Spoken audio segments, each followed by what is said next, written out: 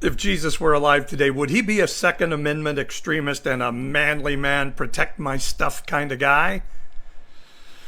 Sounds like time for another edition of Things Christians Say the Bible Says That It Doesn't Actually Say.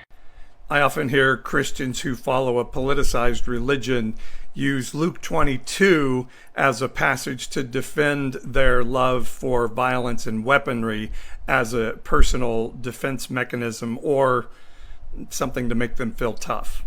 And they'll use Luke 22:36 where Jesus says, "And let those who have no sword sell their cloak and buy one." You see, Jesus wanted his boys to have weapons. But to use that verse to support that political position is to miss what happens in this story. In the very next verse, Jesus says, "So that the prophecy can be fulfilled, that I will be counted among other transgressors." Jesus was really specifically saying, while I'm not an insurrectionist, I'm going to be crucified as one. And when a couple of the disciples came and said, "Well, we have two swords," Jesus didn't say, No, we have to have a lot more than that to fight off the Romans and defend ourselves from the government.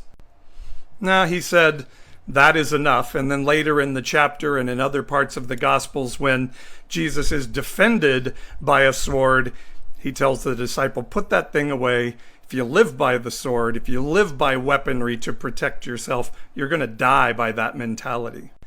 And then Jesus utterly did nothing to defend himself as he was illegally tried by the government. Man, does Jesus sound like the Second Amendment radicals his followers have become in America today? Jesus was absolutely a rebel against the status quo and the religious and political power class, but he didn't say we're going to overthrow it with swords or guns or some other way. He said, hey, they try to lord it over other people and call themselves benefactors, but you know, by becoming the least in the kingdom, you become the greatest. Jesus taught that true power is humility and self-sacrifice and loving your enemies as yourself. And so there is no biblical teaching from Jesus' perspective that says we can't have reasonable discussion about gun control in a country that has more than half of the privately owned guns in the world and has way more than half of the world's gun violence.